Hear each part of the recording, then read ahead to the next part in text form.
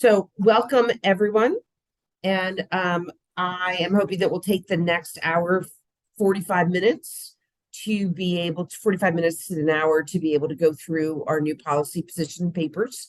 And so I'm going to kick it off to Miss Symbol, who's going to give us an overview of what this conversation entails. Hello, everyone. Thanks for joining us. My name is Symbol Lai. I'm with Children First and the Kids Campaign. So the Kids Campaign, we're a coalition of 61 plus child serving groups in Philadelphia. We've put together a kids agenda that speaks to what will give our kids a secure future.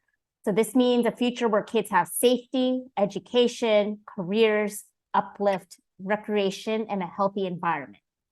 So last month, we asked the candidates for mayor what parts of the kids agenda they supported. 8 out of the 10 candidates responded, and they supported every single plank. Those candidates are Eamon Brown, Jeff Brown, Alan Dom, Derek Green, Helen Gim, Sherelle Parker, Maria Quinones Sanchez, and Rebecca Reinhardt. Today, we're releasing policy papers that explain what we want to see from the next mayor to put the kids' agenda to action, because promises are not enough. So these policies are part and parcel to the solution to gun violence in the city, and I want to make that very clear. So while we need a mayor who will address the disinvestment in kids and families that gave rise to violence, the next mayor must first and foremost address the very issue in the present, gun violence, head on.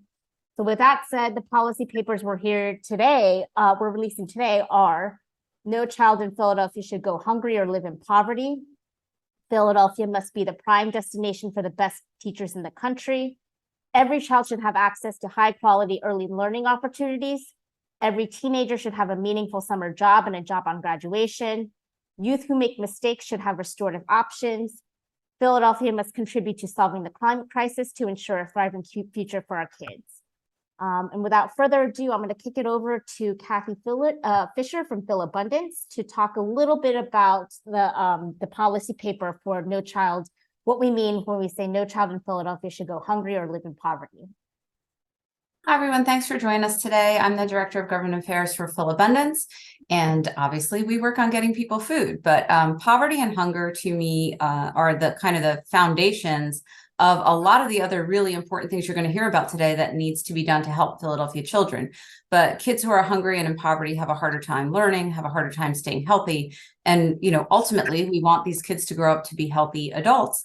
And food insecurity and poverty have been shown to be just really detrimental to kids' development and also to their chances as they grow older of having successful and healthy lives.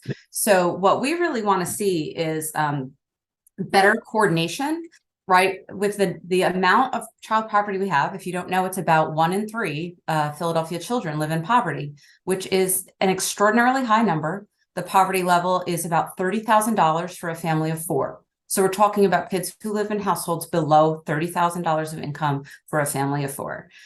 Really hard to make ends meet. So we need to be drawing down as many supports for those families and those kids as possible. And that is better connecting them to federal nutrition programs and to other federal supports like the Earned Income Tax Credit, things that actually put money in those families' hands so that they can support their kids. So we want to see better coordination to draw down those resources, knowing that the city does not alone have the resources and that there are programs that are not being utilized to their fullest. We want to see better cross systems approaches to make sure families are connected to benefits. Each department at the city and each different program, right? There's pre-K, and yet WIC is a separate entity that a family has to go to. Like, all the different systems need to be talking to each other and finding ways to meet families where they're at so that those families can connect to the resources that are available and get help when connecting to those are difficult. Each of the federal alphabet soup of programs, which I could go through but would take most of my time, have their own rules, forms, things that the family needs to jump through hoops for. So making that easier for families to get through that process and stay connected to those benefits, not just signing up, but then staying connected, is really important. Expanding programming that offers these resources, for instance, summer meals and after school meals. Kids can't necessarily access those meals if they're not in a program that offers them. So being able to expand the services where those federal supports are offered so that we're both, giving the kids enrichment opportunities, but also feeding them, also helping that family. The more that child can access a meal at another program, the more money that family has to put towards other expenses or other food at home. And that helps with the poverty side of the equation as well. And then last but not least, I would say increasing the ability for parents to connect with income through education and training and expanding those opportunities so that families can achieve financial stability is ultimately what's going to help both those kids and those families so that they don't cycle on and off of programs, in and out of poverty, and that they can make real progress.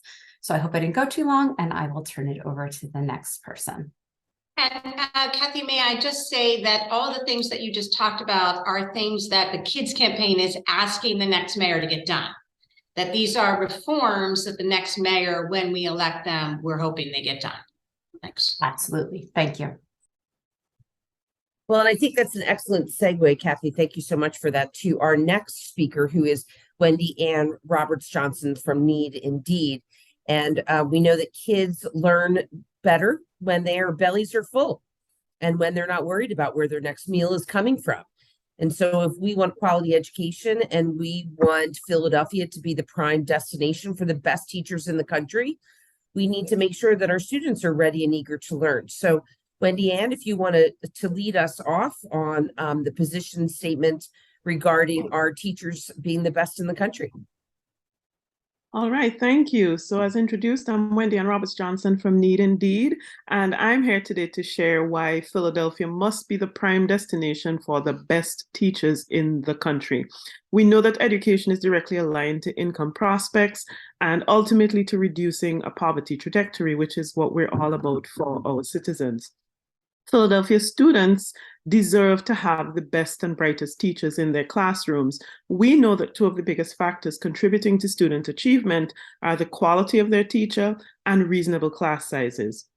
We know that the next mayor must use the resources of the city to end our current issue, which is that there's a habitual teacher shortage, there's a high teacher absenteeism rate in our city, and we need to be sure that we're also attracting diversity of educators. Pay certainly is an influence where great teachers are as it regards, to great teaching. But teachers themselves will report that also being respected, being valued, and being safe are important factors to attracting them to a district and retaining them in said district. So our next mayor really needs to look at things like accelerating school building repairs, increasing starting salaries for all school personnel, working with the school board to limit the size of classes, and making sure that he or she listens to teachers and ensures that he or she understands recruitment and retention and the factors that influence them to come into our great city. Teacher shortages, teacher absences, teacher vacancies really take a toll on student achievement, and we simply cannot afford that in our city. There's already too much that's going on with our young people to make something that they're entitled to, something that's a right for them, to be affected in this way. So we need to ensure that students are no longer losing 30 to 70 days of instruction because they don't have a teacher. It's that critical. This year, the district started off with about 200 teacher vacancies. Again, not acceptable for this great city of ours. So we really need to ensure that our next mayor is paying close attention to quality of teaching, to attracting the right teachers to our city. Teachers matter more to student achievement than any other aspect of schooling. Not an opinion, actually a report from the RAND Corporation. So let's do our part to be sure that our next mayor understands this and really works hard to ensure that we have the best and brightest in our city. Thank you. Great. Thank you, Wendy-Anne. I think it's another really great segue, and we see how all of these issues are interconnected in terms of our platform. You were talking about the teacher shortage, and we also have a very severe early childhood education teacher shortage.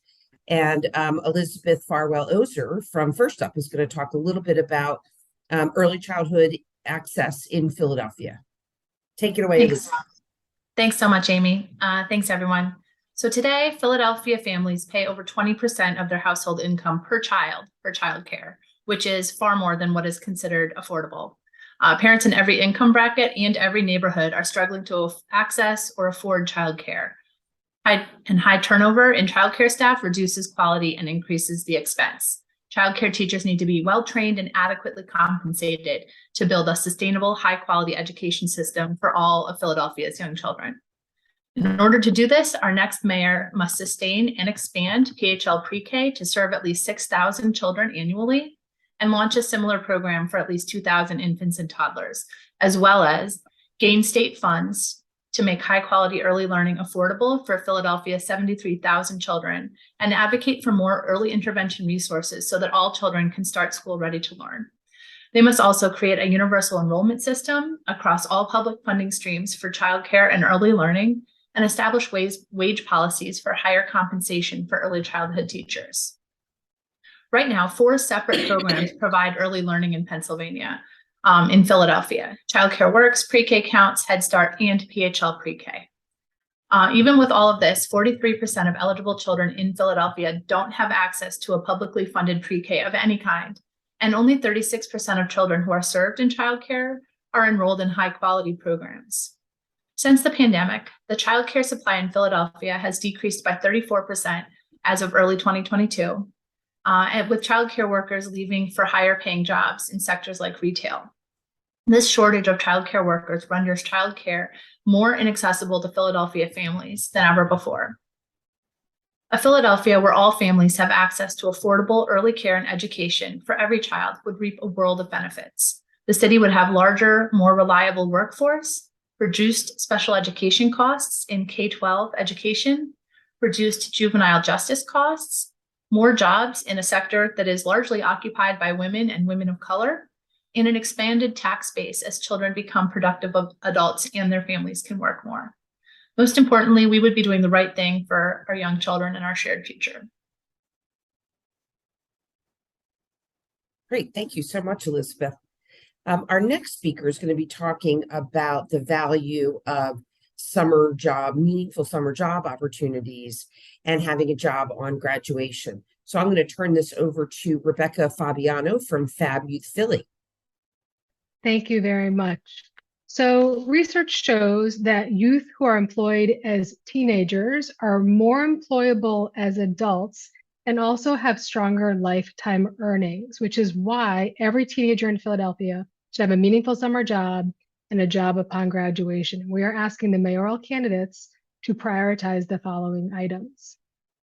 First, they should know that graduation requirements have changed in Philadelphia, requiring young people to have to be prepared to enter the workforce. So recent changes require teens to now demonstrate career preparedness in order to receive their diplomas. So in order to make sure that teens can do that, we're asking the mayor to do a number of things. First, make sure that young people are connected to summer jobs and also jobs upon completion. We're asking them to create an Office of Youth Employment that will pull together the incredible private and public sector partners to create that every young person who wants a job has access to one, and to ensure that the summer youth employment systems are running high quality programs and providing paid work experiences that pays youth on time, that combines work and work preparedness in order to increase employability and financial literacy for young people who participate in those programs. Philadelphia has successfully provided summer jobs for decades. Recently, there has been a cut in summer jobs, further squeezing the opportunities for young people to a smaller and smaller number. We're asking that the mayor will also ensure that every city department creates a summer job opportunity that is also supported by a well-supervised and well-trained adult in the workplace. We also want to ask the mayor to ensure that those offices are streamlining the paperwork and that the system is streamlining the paperwork in order to make it more feasible and accessible to young people, their families, and also the organizations that support and serve them. We're asking the mayor to engage every city contractor and every vendor located in Philadelphia to identify a paid summer job and an after-school work experience for young people. And lastly, we were asking them to bring a number of stakeholders together that are typically underutilized, like the incredible healthcare system that we have here in Philadelphia, the institutions of higher education, and also our cultural institutions, which are also create viable career pathways for young people. All of these experiences should help young people explore their passions, develop their social capital, connect to mentors and other adults that will lead them on their career journey. And so we are asking that the mayor use city resources to create a viable, robust, substantial youth employment system that allows young people while they're in high school to, as I said, explore their passions, develop their connections, expand their social capital, and be prepared to graduate with the new graduation requirements. And then that upon graduation, they have access to a number of jobs that are aligned with their passions, their interests. So that we are also cultivating through these summer and after school experiences, phenomenal civic leaders for our city. Excellent. Thank you, Rebecca. We've all been doing this work for many years, and I think there's still aha moments that we have and when we're doing this work. And I think, Rebecca, what you had said was stronger lifetime earnings. And of course, that makes sense when you think about it. But just that statement, realizing how summer jobs can really have a lifelong impact. And that was just an aha moment for me. And I just wanted to share that with everybody who was participating today. Our next speaker is talking about giving kids and youth and teens restorative options for when they make a mistake, to be able to heal themselves and their communities in ways that are productive. And so Sharon Ward from the Education Law Center is going to be talking about that. So take it away, Sharon. Thanks very much, Amy, and thanks everyone for being here today. So what I'd like to do is to talk to you about the importance of having restorative options for youth who make mistakes. We understand that while there are high-profile incidents of youth violence that make headlines, the fact of the matter is this: most young people who enter the juvenile justice system are there for adolescent behaviors that have been criminalized by zero-tolerance policies. Several years ago, the Commonwealth of Pennsylvania convened a juvenile justice task force to look at Pennsylvania's very high rates of youth referral to law enforcement and youth referral to institutionalized facilities. The task force issued a report that really shed some light onto the challenges and the tragedies of our juvenile justice system. Statewide, 73% of kids who enter juvenile justice placements are there for their first offense. 64% of them are there for non-felony offenses, and in the vast majority of cases, these young people are at low risk of reoffending once again. Removing young people from homes and placing them in institutions doesn't deter them, it derails them. Youth that end up in juvenile justice facilities commonly disengage from education, often permanently, quickly fall behind, and are more likely to drop out of school. It's also the case that there are widespread racial disparities in how young offenders are treated. Black and brown youth are far more likely than white youth to be removed from the home and prosecuted in adult courts. The overuse of these harsh punishments is a statewide problem, but it's most acute here in Philadelphia. Philadelphia youth make up 41% of the juvenile placements in the state. And while that number has declined since 2017, it is still far too high. So the best way to address the collateral damage that's done to young people and families is to prevent youth from entering the juvenile justice system in the first place. The Juvenile Justice Task Force also found that statewide diversion programs are effective, but they're underutilized. Prevention and diversion are the key to getting students back on track and keeping them out of placement. Students with low-level and nonviolent behaviors need an off-ramp from the school to prison pipeline, and that is provided by these diversion programs. Addressing underlying trauma, undiagnosed disabilities, and other issues that drive adolescent behavior can keep kids on the right path and keep our schools and our streets safer. There has been some effort by both the city and the school district to divert students from juvenile placements, but there is much more work that has to be done. We are asking the next mayor to direct the Department of Human Services to create the full continuum of rehabilitative and restorative options to keep youth on track. Some of this includes investing in proven prevention programs, expanding diversion programs and community-based alternatives, addressing the efficacy of the city's teen curfew centers with consideration for the youth themselves, and ensuring all children in the delinquency system are assessed for disabilities and get the services that they need.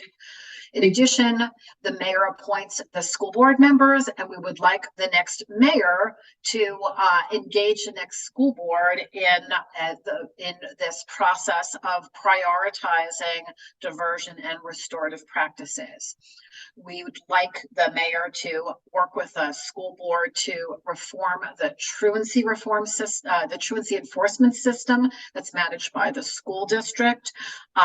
The problem with keeping kids is with our schools. Our schools need to have responsibility for keeping the children and addressing the underlying reasons why children aren't showing up. Instead, we have a system in which the kids leave and in some ways are left to fend for themselves.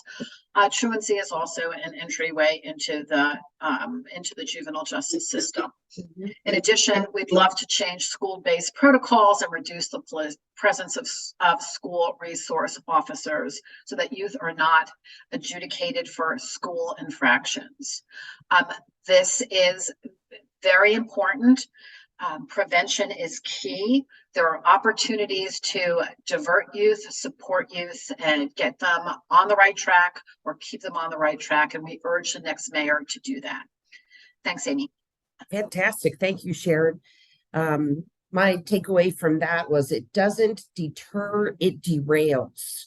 And I think that's a really good way of putting that. So now we're going to switch from restorative justice to climate and environment and climate change, which might seem like an odd connection, but Alex Doty is from the Parks and Rec Heroes Fund is going to make that connection for us and talk about how our outdoor spaces are so important for our kids. Take it away, Alex. So I'm Alex Doty. The Parks and Rec Heroes Fund represents over 200 Friends of Parks and Recreation Advisory Council groups across the city. So we've been talking today about healthy learning environments. And so I literally want to talk about a healthy learning environment. And there we are talking about both what's happening within the school buildings so that that's a healthy environment, and then also what is true in the city as a whole. So we are talking about the short and long-term benefits of healthy environments. And obviously the long-term benefit is that we need to have a world in which our kids can grow up and have as little impact from climate change as we can at this point. And then the short-term benefits are that kids who are growing up in a healthy environment learn better. So what can the next mayor do to bring this about? So the first thing is that we want the next mayor to adopt and implement the recommendations of the Green Living Plan. And the Green Living Plan is centered around 5 environmental priority areas. And these priorities are to reduce air pollution and heat islands. So heat islands, when it's 80 degrees in leafy Chestnut Hill, it can be 102 degrees in parts of Hunting Park. And it doesn't take a lot of imagination to think about what the impact is of that 22-degree difference on all sorts of life, right? But particularly on being able to learn, being able to do your homework, being able to do all of those things. The number 2 is to invest in, protect, and maintain green and public spaces. We underfund Parks and Rec to a ridiculous degree, and that's why we don't have clean and safe spaces in every neighborhood. We want, so the Green Living Agenda also calls for building a pipeline of high quality green jobs. We've already heard some of the, this fits into the rest of the agenda as we're talking about being able to provide training for great jobs. Number 4 on the Green Living Plan is to improve basic clean and green service delivery and enforcement. I think this is also a theme that runs throughout our agenda. How does the city provide quality city services to its residents? And then 5 is to accelerate efforts to reduce water pollution. And then that is another thing that can be done specifically. How is it that we integrate? How is the next mayor make sure that the school district and I think for that matter, charter schools and every other school property are integrated into the wider efforts that we have around reducing water runoff from schoolyards, creating a curriculum that connects to those green jobs. We talk about how it is that we get STEM curriculum into our schools. How do we redesign school meal standards so that we are providing both healthy food, as we talked about earlier, but also food that is healthy for the environment? And how is it that we think about transportation around how it is that we electrify the bus fleet, but also how it is that we think about how students and faculty get to school in a way that that is efficient, but also is climate friendly. And of course, the most important thing is that our buildings themselves are clean and safe spaces for students in ways that don't create environmental pollutants. Wow. Okay, that was a lot. Yeah, it's just climate change. That's all. Just climate change. Not that big of a deal, just climate change. But no, I think it shows how extensive all of that is. And I really loved the way, Alex, you connected with the not only changing the way our schools are maybe structured with water runoff or electric vehicles, but connecting that to the learning that kids are getting in the classroom through STEM education. And so it's a learning opportunity as well as also building a better and cleaner world for our kids today and for the future. So yeah, I think you had a heavy one to carry there, Alex. Definitely.